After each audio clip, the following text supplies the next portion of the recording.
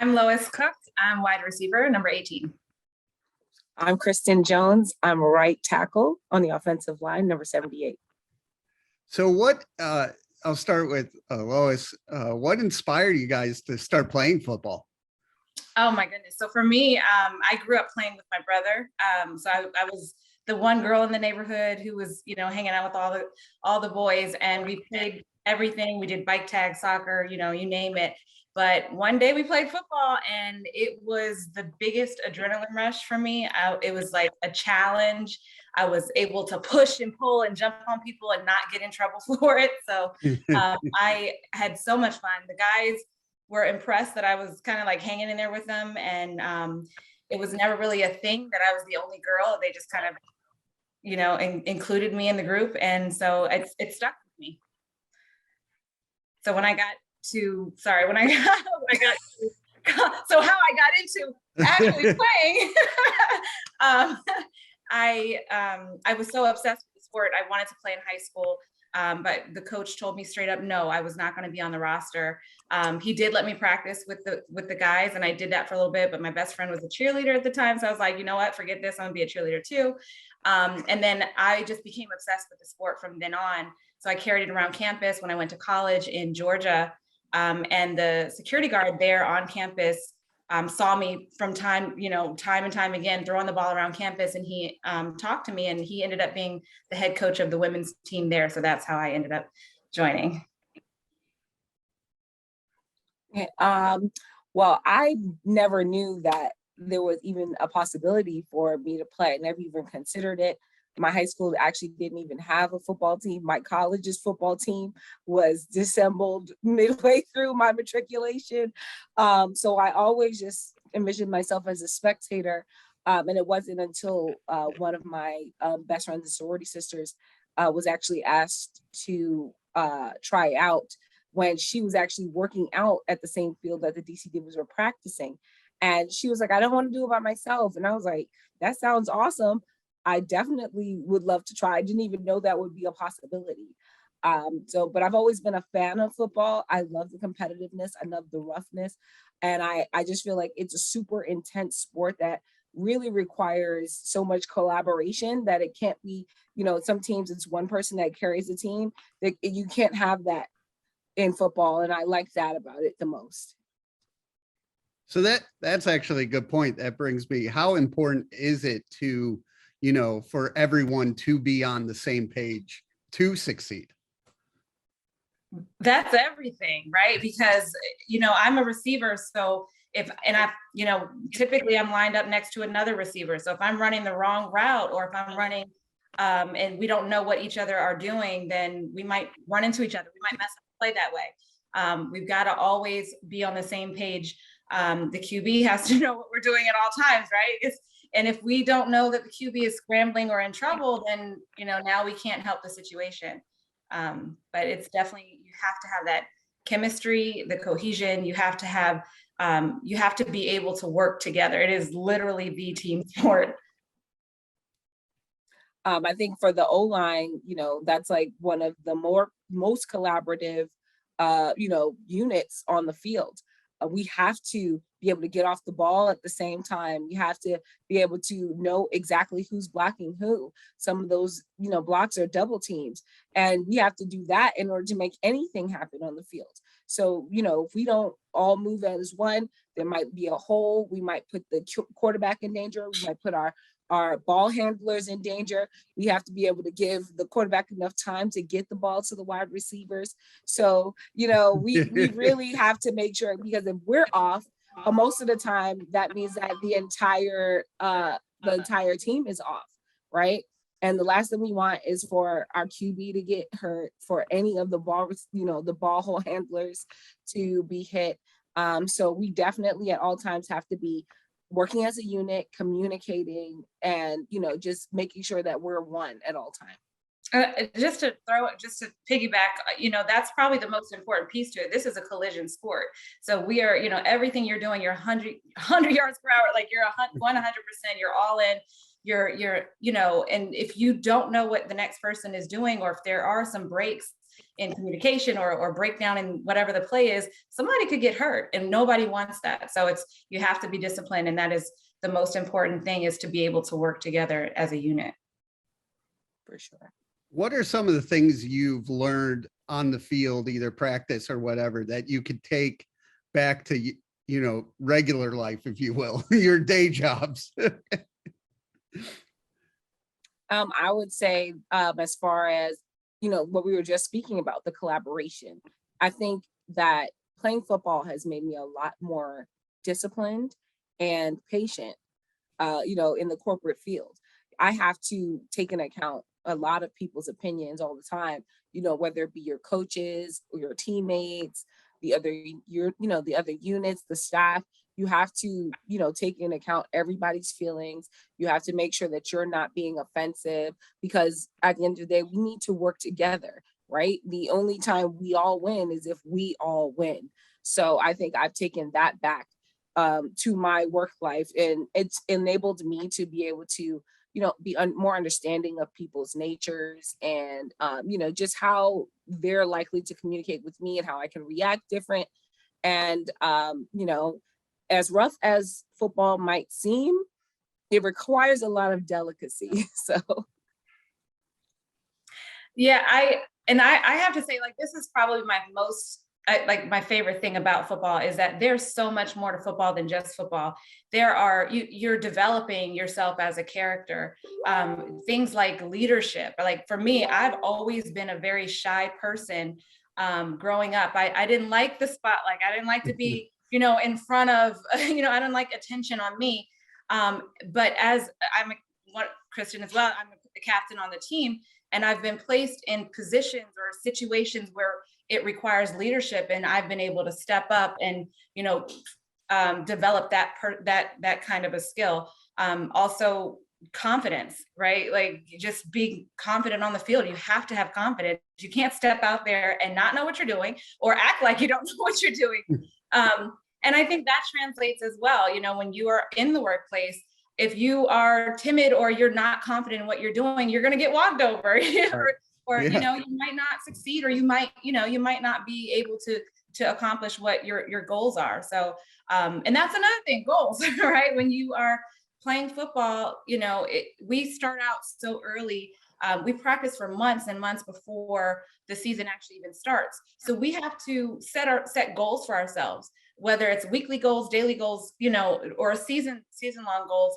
But you learn how to make achievable steps towards your goals. You learn how to do those things through playing sports, and football particularly. Especially as a woman, in not only the corporate field, but on the football field, a lot of times we are underestimated, and we're, pushed to the sides, and our opinions, we have to scream them louder in order for us to be heard above other voices. So, the confidence is definitely something that you need in this field, because if not, they'll kind of swallow you up and spit you out. Absolutely. I have to throw in one more, because you said that. Yeah. Resiliency, perseverance, all of that translates from the football field. And additionally, as a woman, especially a woman in football, you have to overcome obstacles. You have to overcome challenges. And when you're hit with adversity, you got to be able to pick up and keep it going. Otherwise, you're going to be left behind. So what would you say to any young girls who want to, join football and follow your footsteps? I'll let you take that one, Lois. I just, this is my passion. And like I said earlier, I was that little girl who was told no, and I didn't have the vision of a woman on the field to show me that no was not the final stop, that I could still achieve, or I could still aspire to be a football player. And I would say, just go for it. As long as you love what you're doing, as long as you have the interest and it's in your heart to do it, just do it. Doesn't matter what other people around you are saying, because everybody, at the end of the day, everybody's got something to say about whatever it is that you choose to do. So don't let other people's opinions affect your goals and your dreams. And then I would have to say, you got to become, it's Cook's 3 C's. All right. Give you Cook's 3 C's. You got to be confident. We just talked about that. You got to be coachable. You can't just go in there and expect to just be who you want to be, do what you want to do. You've got to let the coaches decide. Coaches can see your strengths and your weaknesses, so they'll put you in the best possible position. So you have to be flexible enough to take instruction and apply it. And then the last one is confident, coachable, and you've got to be committed to working hard. You cannot step on the field and expect things to happen. You have to get out there and put in the work every single day, or as much as possible, in order to, be successful at the sport. For sure. I'll say this. I think it's super important that we show women and young girls that there can be balance, and that you can do all the things that you want to do as well as things that you love. And I think it takes a special kind of woman to be able to play for no compensation, such a brutal sport, sacrifice your body when you still have to go to work and you have to raise your children and you have to tend to your house and your spouse. So I think, female athletes really contend with a lot more. And so we really have to start building that type of mentality and that fortitude into young women from early on, because a lot of the time people in their lives are telling them, you can't do everything. You can't do that. You can't, go to school and have this and go to work, but you can. And, just like we multitask on the field and we might have our hands on one person and our eyes on another, we have to do that in our personal lives too, right? I know I have football practice on these nights, right? So that means I have to schedule my other things on other nights. I might have to grocery shop in the morning because I have practice in the afternoon, et cetera. And sometimes, Lois brings her kids, some of our other teammates, they bring their kids to practice and we become aunties, right? We're all watching the kids, right? We do that because we understand that we don't have the luxury of, or some people do, of somebody being at home to watch your children and to keep your house together while you're out chasing your dreams. I just love everything that you just said. Yeah, me too. And the biggest part of it, and it speaks to not only just young girls, but also women in general. It's okay to do both. It's okay. You can. If that's what you want to do, you can do it. You don't have to accept the no. Thank you. No, that's a good point, because, have you seen more people come out or more popularity through the years of playing? Oh yeah, for sure. Absolutely. Our opening game this year, the stands were packed. They were standing room only, so that was like, that filled me up, and especially because we were able to win that game, it was like it was just like an outpouring of love, and it shows a lot more people respect it now. It's not just like a vanity type of sport. They see that we're really in the trenches, we're really digging deep, we're dipping our shoulders, we're hitting hard, and they appreciate that and they're cheering us on. A lot of the times it's a lot of people think it's like intramural or something, and I have to explain to them, like, I'm a semi-professional athlete. I take this very seriously. Yes, we're now pro, we're professional athletes. And so I take it seriously. It's, to me, counts as another job, and I report to it. I do what I need to do to be prepared for it. And I take it, when I get on that field, I know if I take it and go half, I'm going to be wholly hurt. Like I might put somebody else in danger. So I need to take it as serious as possible each and every time, practice included. Yeah, and in terms of just the growth of the sport, I look at when I first started playing football, and I would be like just out and about talking to people, complete strangers, saying that I play football. Usually the response back then was, "Oh, you mean soccer?" or "Oh, you mean flag football?" And then it turned into, "Oh, you mean lingerie football?" Yeah. And it evolved. But today I might see somebody that I don't know and say, "I play football," and they'll say, "Oh my gosh, are you with the DC Divas?" I was at a game last, it's so crazy. And I love that so much. And we are so deserving of the attention that we're receiving. We're starting to receive more and more attention now. And the ladies the women who are out here putting in, like Kristen was saying, we are putting in the blood, the sweat, the tears, and investing our entire lives sometimes into this sport for a minimal return. And it means so much to us when we have positive feedback, we're welcomed when people come to the stand. Like Kristen said, our first 2 games were completely sold out, it's amazing. And to feel that energy, to have people there watching you and knowing that they're there to, maybe they know you, maybe they're family, but maybe they're not. Maybe they just love football. And that means everything, especially as an athlete who's out there putting their product on the field. And I think women, I think male athletes probably take it, for granted, because the support comes naturally. We went to the first, XFL game out here, 18,000 people in attendance, wearing all of their gear, cheering for them so loudly as if they've been cheering for them their whole lives. It was the first game that team had ever played, in public. And, I think so, like, man, if we've been playing for 20 years, if we can get half of that, like, imagine the impact. But we have to work for it. Like, we have to work for every fan that comes in. We have to work for every piece of publication. We have to work and work and work, and we have to set ourselves apart. And so, like, the same thing, with women in the workplace, etc. A lot of the times we just have to work twice as hard, and we're like, let's do it. We do. Yeah, absolutely. No, and we do. And I see it as we work 3 times as hard. Once we have to overcome the physical side of it, right? We came into this sport as adults. We didn't have the luxury of having Pop Warner or middle school or high school to bring us into this sport. So we're learning this game. We're already our physical selves where we are. We're training our bodies physically to be an athlete, but also mentally, because we're learning the defensive schemes, offense, what's a pulling guard do? Like all these different things, right? That go into the game that, and we have a short amount of time to learn it all, but we're doing it. So these are mothers and aunts and daughters out here on this football field doing it. We're giving an amazing product the same way that the men are. But obviously we've started a lot later, but we're working twice as hard to get a little bit of the return. Right. So to legitimize ourselves almost. It's like, oh, you play football, that's nice.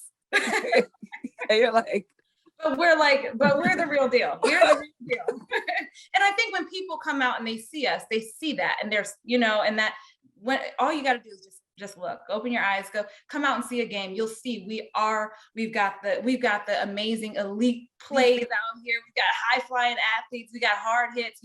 We're out here doing it. So the last thing I want to ask is about you have a playoff game this weekend. So is there any rituals or superstitions you have during the playoffs, or is play different in the playoffs, or practicing? How is that? I may have personal stuff, like I have to wear the same thing. I do have, there's like, I feel funny when I don't have on like the same exact underwear, the same exact socks, like certain things. Honestly, like game day, I have to have things set the way that I'm used to them being set. Otherwise I feel off. And I there's a saying, if you look good, you feel good, you do good. And I live by that. Like, so I don't know, I guess that kind of translates. I'll let Kristen jump in if you have personal things, but I was going to say also as a team, the biggest thing for us, I think, in the playoff season and coming into a championship is that we fully teach and implement that we play for the name on the front and not the name on the back. And sometimes in the past, and we'll probably do that, right? And what we'll do is we'll actually tape the names on our backs. We'll tape them so you can't even see who's who. And that just as a statement of that's who we are. We are divas. So it doesn't matter, individually, it's who we are together. For sure. Like Lois said, I'm a stickler. My bag has already been packed since last week. You know, like it's literally, I can see it from here because I did the laundry and I said, okay, I need to make sure I have these specific socks. This is just these specific undergarments. I have my jerseys are already, you know, obviously not this one, but you know, like they're both jerseys are in there. My correct pants are in there. All the other things I might need, but you know, before you know, because we were traveling this week, I have to make sure that my bag is packed to the fullest. You know, it has every single thing I think I could need. I pack extra things in case somebody else needs them. I have like 6 pairs of socks, you know, like stuff like that. Like I need that. I need to be able to sit and be alone. I need to take a nap. I need to eat, you know, like there's certain things I need to do. I need to make sure I have like 6 Gatorades in there. I never drink 6 Gatorades. It doesn't matter, just in case. What if that day I'm thirsty and I don't have a Gatorade, then what, you know? So it's like those types of things. You know, I usually keep my own on the sidelines, you know, like I just need to feel like I'm almost like I'm at home, right? I need to make away feel like at home. And you know, like if you have to wear a different undergarment, I know, you know, I'm like, Lord, the day's going downhill already, you know, like I need everything to be just right so I feel comfortable. So yeah, and I don't know other people, but I never switch cleats during the season. You know, just because I'm like, I don't need my feet feeling different. I need my feet to feel the same the entire time. You know, I just need to feel at home in my own skin. So yeah. Oh, I have to also wear eyeliner. Um, I mean, me too. exactly. I don't do eyeliner, but I have to. My lashes have to be right. Yes, exactly. It's like I have to wear eyeliner with a little cat. So you know, I just feel like everybody else has like the blackout underneath. I'm like, okay, is my eyeliner good? Okay, good. But I do that because I think that the most like awesomely feminine thing is like to put all those things aside and like play football, mess somebody up, come off the field, still be yourself.